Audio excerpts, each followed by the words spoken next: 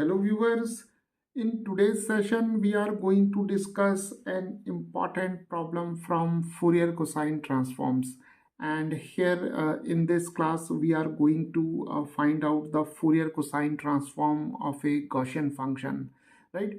So here we have this problem where we have to find the Fourier cosine transform of this Gaussian function, that is e raised to minus ax square, right?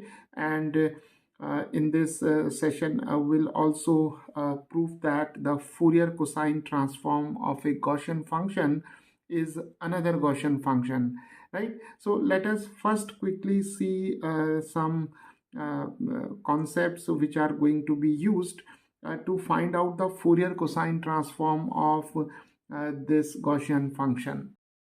So let us first denote this function by f of x. So f of x is equal to e raised to minus ax square, and here the Fourier cosine transform of a function is defined by this integral, and the notation for the Fourier cosine transform of a function f of x is given by fc, and here we write f of x, and it is defined by this integral, that is 0 to infinity, and here we have f of x, and then here we have the cosine function, that is cosine sx, and here we have dx, right? So this is the definition of the Fourier cosine transform of a function f of x. So let us write here 0 to infinity, and here for f of x we can now substitute e raised to minus ax square, and here we have cos sx and dx, and here we have fc, and for f of x we can now write e raised to minus ax square, right? So the Fourier cosine transform of this Gaussian function is given by this integral, and now we have to solve this integral, right? And here we have written three important concepts which are going to be used to solve this integral, right? So the first one is the differentiation of the integral, right? So here we have this integral, so let us call this integral as I, right? And let us take this integral I as a function of s, right? So we can also write I of s is equal to 0 to infinity, and we have e raised to ax square and cos s times x, and here we have dx, right? So the first concept is differentiation of the integral. So here we'll differentiate this integral I with respect to s to get a differential equation, right? And will then make use of this important concept, that is integration by parts, right? And then we'll form the differential equation, which is a variable separable form. So these three important concepts are going to be used to solve this integral. So let us first differentiate I with respect to s. So here we can now write di over ds, and we'll use the notation simply I for I of s, right? And here we have d by ds of 0 to infinity e raised to ax square and cosine s times x dx. So now taking this operator inside the integral, we have 0 to infinity e raised to ax minus ax square and d by ds of cosine s times x, and here we have dx, right? So we can now write 0 to infinity e raised to minus ax square. Now see, here we have to differentiate cosine s times x with respect to s, and the derivative of cosine function is the negative of sine, so we have minus, and then we'll differentiate s times x by chain rule. So here we have simply x, and then we have sine s times x, and here we can write dx. So now we'll simplify this integral with the help of integration by parts, right? And we know the formula for integration by parts as integral u dv is equal to uv minus integral v du, right? So let us slightly modify this integrand. So we can now write di over ds, and let us divide this integral by 2a and multiply the integrand by 2a, right? So we can now write here a minus 2ax.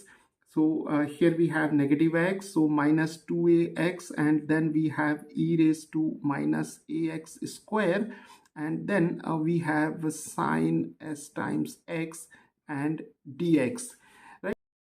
So now we can write this integral as 1 over 2a, then we have 0 to infinity, and we can take sine s times x, and we can now write this term as the derivative of e raised to minus ax square, because the derivative of e raised to minus ax square is given by e raised to minus ax square, and then by chain rule the derivative of minus ax square is minus 2ax. So we can now write minus 2ax, and here we have dx, and minus 2ax e raised to minus ax square dx. So for this term we can write the derivative of e raised to minus ax square. So now di over ds is equal to 1 over 2a and integral from 0 to infinity, and here we have sine s times x, and here we have the derivative, that is e raised to minus ax square. So now sine s times x can be taken as u, and this function as v. So we have u is equal to sine s times x, and v is equal to e raised to minus ax square. So now di over ds is equal to 1 over 2a and integral 0 to infinity, and here we have u dv. So now we can write here di over ds and 1 over 2a integral 0 to infinity u dv, and using this result we have here uv, and then we have integral v du, and limits of integration are from 0 to infinity. So we have 1 over 2a, u times v is sine s times x, then we have e raised to minus ax square minus integral v is e raised to minus ax square, and for du we can differentiate u with respect to x. So du over dx is given by d by dx of sine s times x, and this is cos s times x, and by chain rule the derivative of s times x with respect to x is simply s. So here we have s times cosine s times x. So here we can write s cos s times x, and here we have dx, and limits of integration are from 0 to infinity. So now we can write 1 over 2a, and then here the limits of integration are from 0 to infinity. So here we have e raised to minus ax square sine s times x, limits are from 0 to infinity, and here we can take s outside the integral, and then we have the limits 0 to infinity, and we have here e raised to minus ax square cos s times x and dx, right?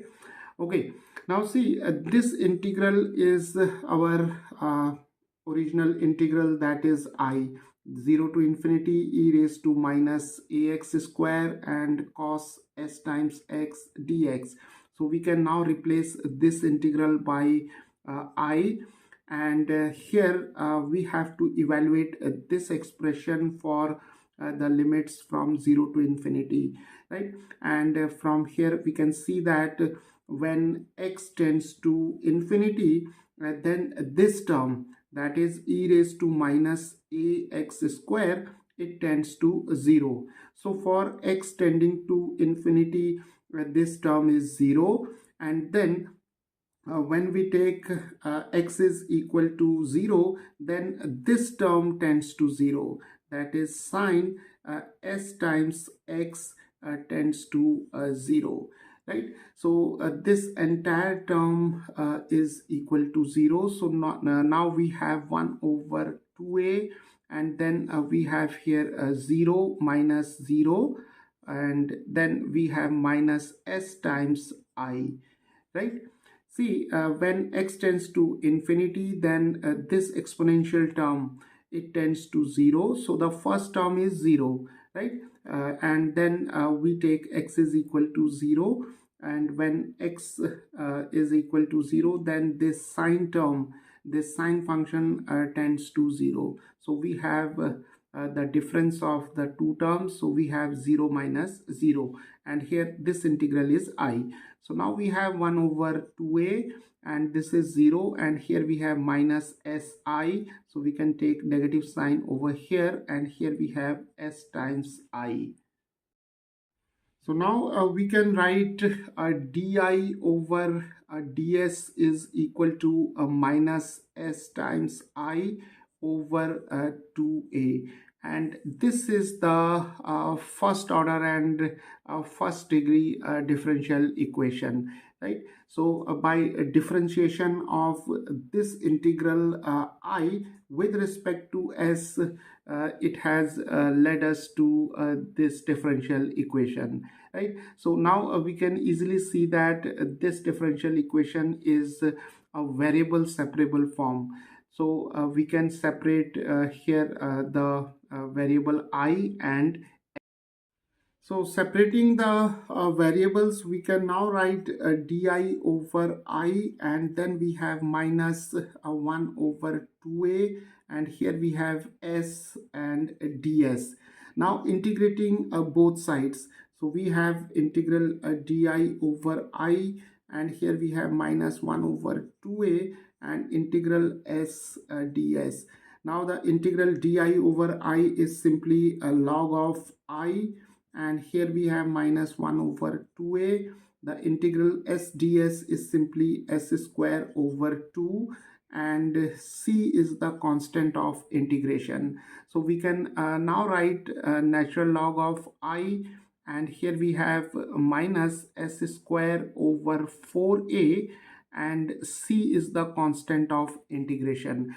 And now we have to find out this constant of integration by using some initial condition.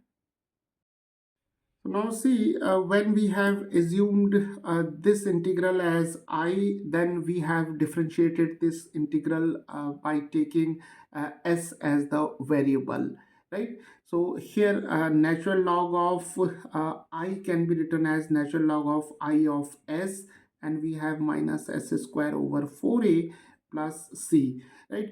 Now to get the initial condition, let us take s is equal to 0 in this integral, right? So here I is a function of s. So we have I of 0 is equal to integral 0 to infinity e raised to minus ax square and cos 0 dx, because we are taking s is equal to 0, right? So when s is equal to 0, then I of 0 is given by this integral, and cosine 0 is equal to 1. So we are left with this integral, that is 0 to infinity e raised to minus ax square and dx, right? So now we have to directly write the value of this integral. So by using standard results, the value of this integral is 1 over 2 times square root of pi over a, right? Okay, so now when s is equal to 0, then the value of the integral, that is I of 0, is 1 over 2 times square root of pi over a. And taking these conditions in this equation to get the value of c, we have a natural log of I of 0 is equal to minus 0 square over 4a plus c, and this term is 0, so we have simply c.